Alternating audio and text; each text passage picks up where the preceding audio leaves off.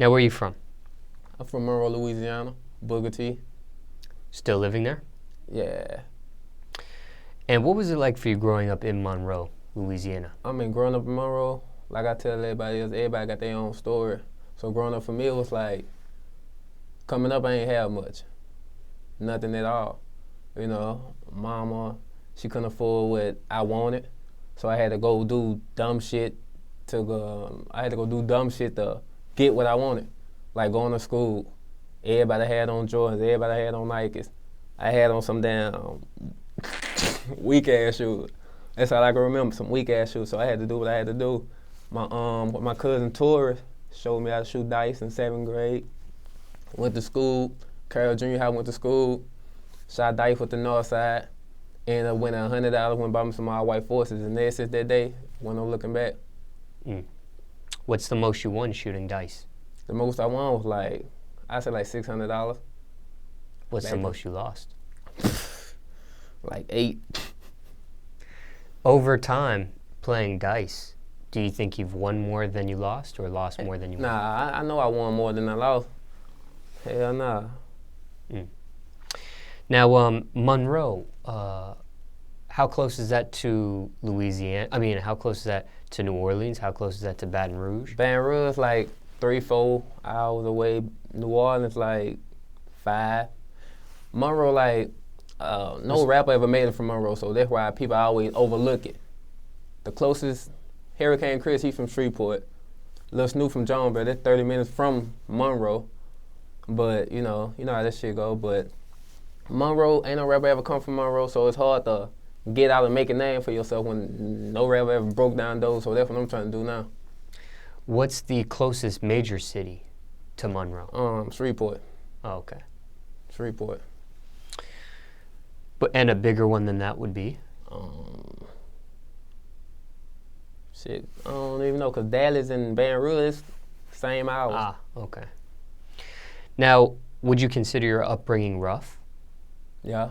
You say my upbringing? Your upbringing, growing up, would you consider it rough? Yeah, I consider it rough, man. It's just, like I said, hard times in a ghetto made me stronger and everything, but at first I used to complain about it, but now I'm like, I'm glad I went through that shit. I got a story to tell now. What was your roughest moment growing up? Losing my brother. Losing my brother to cancer at 16 years old. Very young. Yeah, I know. He was 22 when he died. Trey Kelly had cancer. I got locked up. As soon as I got, the whole family knew about it. Even his friends, everybody knew about it, except me. When he died, I think the doctor told me he had, 2 weeks to live? So when he died, that's when I found out about it. He had 2 weeks to live.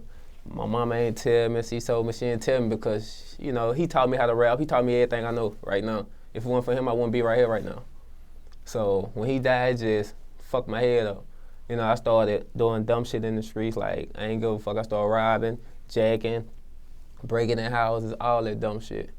But got in trouble with the laws again. They tried to give me like juvenile life, and I was like, nah, man. What's juvenile life?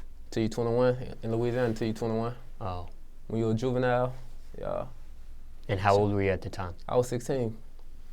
They tried to give you 5 years. Yeah, 16 years old. I was like, hell nah, I can't go for that. I got out of this situation and started rapping. How'd you get out? I wasn't found guilty. Well, I was found guilty, but they knew my uncle, Christopher Kelly. They knew who my uncle was, so I was like, fuck it. I'm good on that. Who's your uncle? Christopher Kelly. I mean, what's so special about him? I mean, that people would just let that. I guess he got a big name for 5 years. I guess he got a big name for himself in the city. That's what it is. But once they let me loose, I started making music. Cause he told me before he left me, he told me, if you're gonna take the music shit serious, take it serious. Don't waste your time. Take it serious. And that's what I did. So you lost somebody at 16 years old to cancer? No, he was 22. I was 16. Oh, you were 16. Oh, okay, got you. Yeah. What cancer was it? I read it. Chemo. Nah, it wasn't chemo. No, chemo is what's used to treat cancer. I don't know what kind of cancer it was. I was young at the time, man. To be honest, I ain't even know. He beat it at first, but I ain't know it came back. Ah. That happens sometimes. Yeah, I ain't know. Okay, so you found out 2 weeks before. Were you upset that they didn't tell you? Were you glad they didn't tell you looking back, or do you wish they would have told you? I still wish they would have told me, because I would have had more conversation with them, more this and that, you know? So they tried not to tell you for your benefit, but it was really a drawback. Yeah, and I mean, back then I ain't get it, but now I get it, but still at the same time, like, man, I should have still told me. So I'm still kind of pissed off from that. Why don't you think he told you himself? He always used to tell me, like, PNutt, I got something to tell you, but once you in that hospital, it's like every time he say he got something to tell me, he'll fall asleep. Wake back up, I got something to tell you. Fall asleep. Wake back up, I got something to tell you. I'm like, what? What's up? What's up? So he never got a chance to tell me what he had to tell me. So I got a phone call, at school. Now my homeboy named Lil Ray, he texted me like, you good, thug? With the emoji. I guess that when the emoji just came out or when I'm like, what you talking about? I was like, hell yeah, I'm good. What you talking about? Stepped outside, went to the lunch shift. My homeboy named Cheese came up to me, tears in his eye, like, hey man, call your people. They say Trail died. I'm like, nah, Trail at the crib. I called my sister Sean, she started crying, so I knew it was real. I ran off campus. And by the time I made it to the crib, it was like a lot of cars in the neighborhood. I ran to the side of the crib, ran to the back room, I see blood all over the floor. And I just broke down. I believe I fell out though. Where'd the blood come from? Coughing of blood. Oh, I see. Up that morning, coughing of blood. So this whole time, you didn't know he had cancer at all? Nah, I knew he had cancer, but I didn't know he had 2 weeks to live. Oh, okay. Yeah, that's what it was. And that's just, okay, now I get it. The way you were describing the story, I thought you never knew he had cancer, period, and that you found out 2 weeks before he died he had cancer. That's why I say he had cancer and didn't beat it. Ah, okay, got you. So they knew. How long did they know he had 2 weeks to live? I think they know for a month, like some months. Probably like 2 months, probably. I don't know. Oh, but you didn't find out until? After the fact. Oh, I see. So when he died, it was completely out of the sky. That's when I found out. No warning. No warning. No nothing. Because the day he died, I woke up that morning, I went and talked to him. It wasn't like everything just, like a regular day. I see. Went to school, came back home, he was gone. Very young for somebody to die of cancer, 21? Yeah, 22. 22, yeah. I mean, you hear sometimes little kids, babies and stuff like that, I be saying like people beating cancer at a young age, and I be like, damn, why they couldn't be my brother, man? I'm kind of interested to see what type of cancer he had that young. Crazy, man. That was your brother? Yeah, my brother, same mama, different daddies. Does that run? Cancer, does that run? Yeah, cancer running in our family, but I ain't know it was gonna hit my brothers and sisters. I ain't know it was gonna come like that. Your sister had cancer too? Mm-mm. Oh. Now, what was your favorite memory of him? Me sneaking inside his room. He used to be like, man, get the fuck out my room, get the fuck out my room. I'm like, why I can't come in? He used to have his niggas in his room. I'm like, why I can't come in? We writing. They used to record off them cassette tapes. Yeah, write down cassette tapes and had the little other radio right there. Then they press it at the same time and record. So I'm like, damn, I can't come in? Nah, you can't rap. So I go tell my mama, hey, mama, Trey won't let me in the room. If you don't know how to rap, you can't go in his room, all that. I'm like, oh, yeah. Went and wrote a rap. Went to him like, yeah, I got to rap now. He was like, let me hear it. Spit it to him. He liked it. That was the first rap I ever wrote. Shit weak as fuck. But spit it to him. He liked it. He hopped on it. And then, that's what made me. Who rapped better, you or your brother? Me. I'm still going to say me. I don't care. I'm still going to say me. Even though everybody probably look at this interview like, man, that boy lying. I'm still going to say me, though. I'm still going to say me. Did you write a song about him? Yeah. I went. Rest in peace, Trey Kelly, my thug brother. Might be gone, but the street still got love for you. I think about you every day, wishing you still alive. I got a smile. What? Hold on. We get it. Yeah. We get it. What was the song called? Song Cry. It was off that Song Cry beat by Jay-Z. Okay. But I renamed it Trey Kelly on that GhettoChild mixtape. It was crazy, man. I got plenty of songs. I still got the song with, matter of fact, we got a song together on YouTube. Trey Kelly featuring GC PNutt, PNutt. Was that hard for you to deal with the death of It's your still brother? hard. It's still hard. And people don't know how I feel. People like, man, you gonna be all right, but they don't know how I feel when you lose a brother. It's like I lost a brother, role model. I never had a father, so he taught me a lot of shit. So it's like I lost a lot, a part of me. How have you coped with it?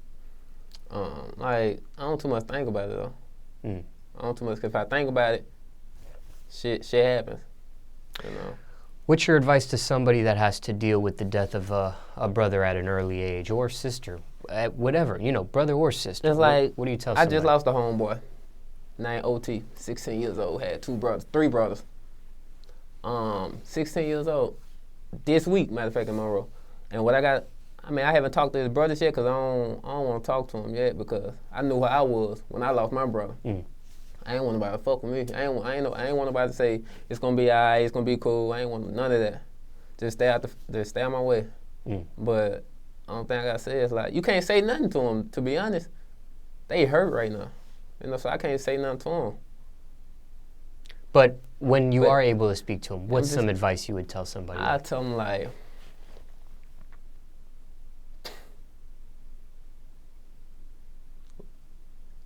life goes on. That's how I'm saying. Life goes on, man. Try not to do nothing dumb. But where I'm from, can't tell nobody that, though. Can't tell nobody that. Now, growing up, what type of student were you in school? I was a fucking clown. I was a class clown. I never did work. I used to always write raps. Teacher used to come and, are you writing raps? Tear it up. I used to get so heated. I'm like, fuck, bro. Got to the junior high, started shooting dice, and that's what really caught my attention. Dice game, hoes. Got to the high school, started doing more stupid shit. And it's crazy, like I said, I can't believe I finally graduated. I can't believe it. Because I've been through some shit. Now, how old were you when you got the was it Juvie life thrown 16? at you? You know, they were trying to get that. That was at 16? Yeah. So even through all the, I guess, the troublemaking stuff. In school, I still You still were able to graduate. Yeah, and all that shit happened like in 10th grade, I believe. Yeah, like 10th grade. All that shit I still. Why not quit school? Because sometimes people, you know, I've heard stories of people like you where you get into trouble and crime and then people end up quitting. They don't finish school, they do stay in the streets. Why didn't you quit? When my brother died, Trey Keller, when he died, he promised, like, I made a promise to him, like, I never quit school. I was gonna graduate high school. I was gonna continue rapping and make something happen. And it was another promise that, you know, we could keep to ourselves. I see. So that's what really made me just, and plus I got a twin brother. If he graduate and I don't graduate, oh shit, it's dead. So I'm gonna graduate with him. Nah. Identical twin or fraternal twin? Nah, we don't look nothing alike. Oh. Why? Okay, Today our birthday, matter of fact. Okay, so fraternal twins then. We don't look shit alike. Yeah. We don't even act alike. Now, what about college? Was there any thoughts on college, or was that out the picture? To be honest, I thought about going to college, but I was like, nah, I gotta make something happen. That's really in my way right now. Like, I gotta make something happen. I just can't be on campus doing work and nah. So after you graduate high school, do you take the music serious and go right into it, or are you still in the streets and doing music? You can't be in the streets and do music. You can't do that. You can't be in the streets and do music. You gotta do either or. If you're gonna be in the street, be in the streets. If you're gonna do music, do music. Because if you doing both, you went somebody else's way. And looking back at your life so far, did you make the right decision by going straight into the music after high school, or do you wish you would have? Last year, I graduated last year. Okay. Yeah. Do you wish you would have continued your education? I made the right decision because everybody I know in college right now, damn, cuz I should never went to college. Now I got an O, now I'm failing and all that. I'm like, nah, I'm glad I continue with my dream. And dreams work more than anything to me. So. Now, what do you tell somebody that is about to finish high school? And let's say it's a kid, he's got one foot in the streets already. High school's about to end. He's got to make the next decision in his life. What do you tell somebody like that? The streets. The streets ain't what you want. The streets gonna be there forever. When you go to high school, do what you want to do, and leave high school and accomplish whatever you want to do, the streets still gonna be there. So picture if you haven't went to college or whatnot, if you haven't went to college and still in the streets, and you see your friends doing better than you gonna be like, damn, cuz I should have did this. So before you even regret that, go to college, man. And also, what do you tell a kid that has a passion for music? Doesn't necessarily have to be a rapper like yourself. It could be a producer, engineer, DJ, camera guy.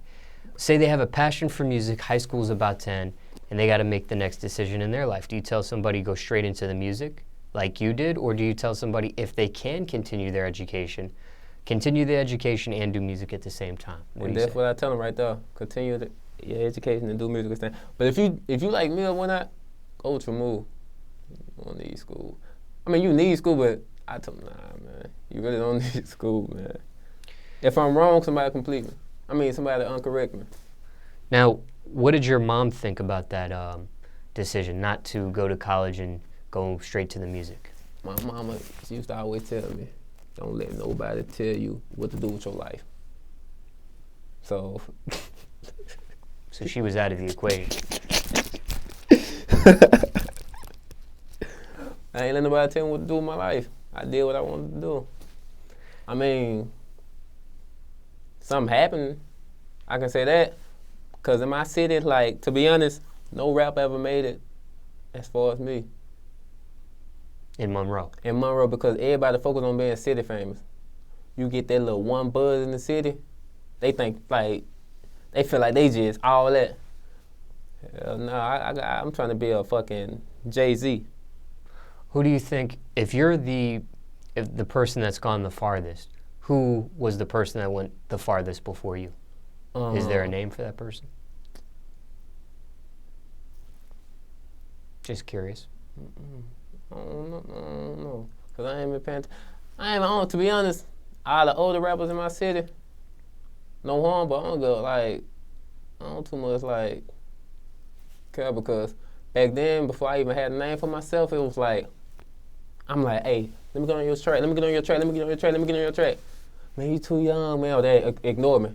But now I'm hot. They all in my inboxes, and guess what? I ignore them. But like I said, like the other day, I was like, man, let me not ignore them just because they ignore me. I ain't gonna even ignore them. Just gonna hit them with a price. Hit them with a price, that's it. If they feel like I'm too much and all that type shit, I don't go fuck. Jobs you had growing up, if any? Nah, I ain't never had no job. Never signed an application? Never signed an application. Proud to say that? Yeah.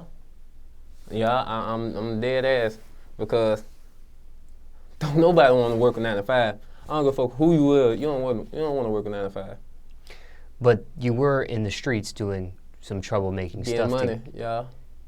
People would say that's very risky, it going is. that route versus a legal job where you don't have to worry about looking over your shoulder, worry about the police, stuff like that. It's just one thing I ain't like about a 9 to 5. To be honest, one thing I ain't like is waiting on money. Waiting on money. And then once you do get your check, if it ain't the amount you want, you get mad. You feel me? Well, I guess different jobs you don't know how. Like if you were a bartender or a waitress, you might not know exactly what you'll make. But if you were a person that already knew what the rate was, what the wage was that you were gonna get, you'll know. You're right. But I ain't with that 9 to 5 shit. Excuse me. Was it worth it, being in the streets at the time you were in the streets with the risks and the stuff like that? Being in the streets, period, ain't worth shit. I can tell you that it ain't worth shit. No matter if I went through it, no matter if I passed it, it ain't worth it. Ain't shit worth being in the streets. I can tell you that now.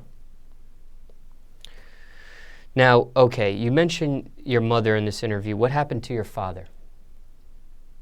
Fuck him. I don't even know my father. I don't even know him.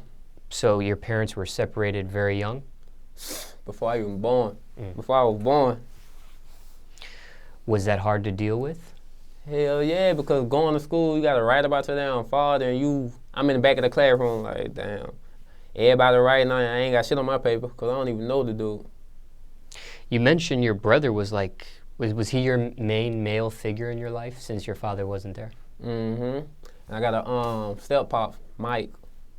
How's your relationship with him? Man, we A1. Taught me a lot of things. Some people don't get along with their step parent. You do. Man, him. At first we didn't get along, but now that I'm old, I see what he was trying to tell me. Now I'm like, oh yeah, everything cool. Have they been together for a while, your mom and Yeah, they've been together for a minute. Shout out to them. Now, you sound like you've been through a lot, but in regards to your parents, what's the worst thing you put them through? Was it going to jail or was it something else? What the worst thing I put them through? I don't know. Probably so. But I burned up the house. You burnt up the house? At the age of 3. Yup. Whole house burned down? Whole house. They had to rebuild it. How did you burn it down? How'd you? Twin brother woke me up playing with a lighter, and I'm like, let me see it. I'm playing with the lighter, and this thing, you know, I flicked the light on the bed spread. Caught fire. I went to my sister's room, threw the baby doll, and I'm 3 years old. I ran to the kitchen sink, poured some water in my hand, ran back. I don't think that's gonna work. Yeah, no, little 3-year-old hands. I'm like, hell nah. So next thing, no smoke, everywhere. Got to wake my mama up. Got to wake my people up. Like, yeah, come on. How do you even remember those details? I don't even know what I was doing at 3 years old. They made a newspaper. It was a newspaper. So I still got a newspaper at the crib. That shit was crazy. Now, I never really explored the topic of your criminal history as a juvenile, but what were you doing? What was the charge that almost landed you in juvenile life? Robbing my homeboy snitched on my ass. I'm sitting in classroom. It was me, a little chick named Portia, my nigga from Northside named You said robbing your homeboy. That means a friend. No, I said he snitched on me. Oh.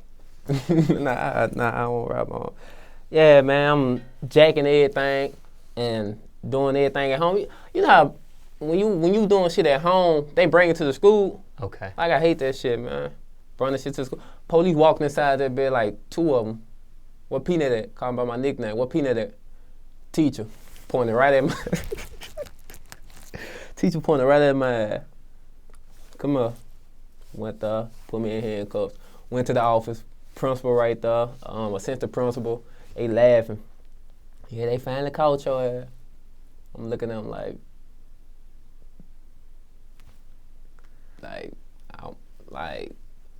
you really? I wanted to say something like, nah, man. It's crazy, man. But you were able to beat it.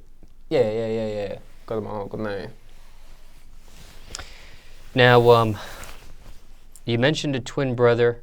You mentioned your brother that passed. You mentioned a sister. How many siblings do you have? Mama had 6 kids, 3 boys, 3 girls. All under one roof? All under one roof. That's what made it fun. Fun? Some people would say that's a lot. Having a lot of kids make it fun. I'm saying, we still struggle. I'm just saying, like, now that I look back, we had fun. Mom and them gone, we playing hide and go seek in the house. We doing a lot of shit, man. We had fun. What was the sleeping arrangement like? Is it 3 to a room? Nah, hell nah.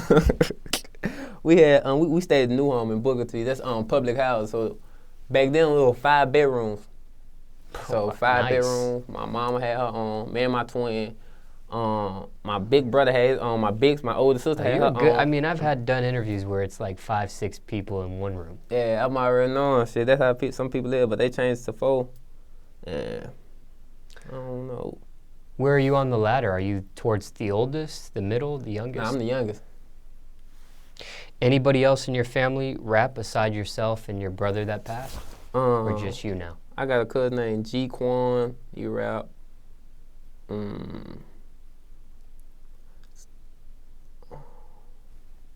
Have you guys collabed? We just collabed like 3 weeks ago. We finally did something. Yeah. What does your family think about your rap career?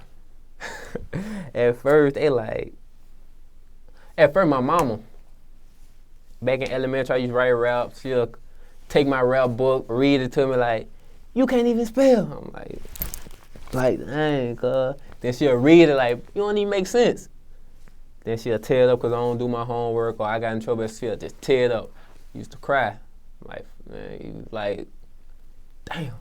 But shit, first time my mama heard me rap, I was cussing. I was scared to just sit in front of her and just let her listen to her. I had to go step to the back. She was like, she like as long as I don't cuss in front of her or disrespect her no type of way, she good. But, man, they didn't love my rapping, man. I know my mama used to say, what I said, I got a song called Mama, I'm Sorry. I was like, Mama selling food stamps because she low up on the bills. Boy, don't put that in the, don't let the world know that. I gotta let the world know that. Hey, somebody else been through it. They gonna feel it. So, was she supportive? I guess not right away. She had to warm up to. Yeah, she got to warm up. She had to warm up. Supportive now? Yeah, real supportive. Has she ever seen you perform? Nah, on camera, but she never just come to one of my, concerts. What's her reaction? She love it, man. And she love everything about me. She don't sugarcoat shit. If I said something wrong in the rap, she gonna sugarcoat. I mean, she gonna tell me, oh, you need to go change this. But I love her to death, man. She real with everything. She don't sugarcoat shit, not nothing. She's like an A&R. For real. Now, we spoke about a variety of subjects in regards to your upbringing, but overall speaking, what's your message to the youth? What would you tell them today? Stay out the street and stay in school. And chase your dream. Don't let nobody tell you can't be shit. That's a lie. I done had a lot of people tell me I wouldn't be a rapper. I wouldn't be shit. And now them same teachers, them same people that's telling me I wouldn't be shit if I'm a mixtape. Matter of fact, I had one teacher told me, I don't want to buy your mixtape. I'm a Christian. I let her get one for free. I swear, I bullshit you not. She came back and bought 10 more. 10 more. How does that make you feel? It made me feel like, to be honest, in my mind, I'm like, I told you, but nah, you're a Christian though. But I'm like, yeah. I guess it's because the life stories I spit. I don't just rap about no, a lot of rappers from Louisiana rap about gunplay. I didn't make gunplay music, but I'm just saying like, that's all they rap about. But once you spit that life story, people can relate to it, and people gonna fuck with it. And that's what I do. I spit that life story.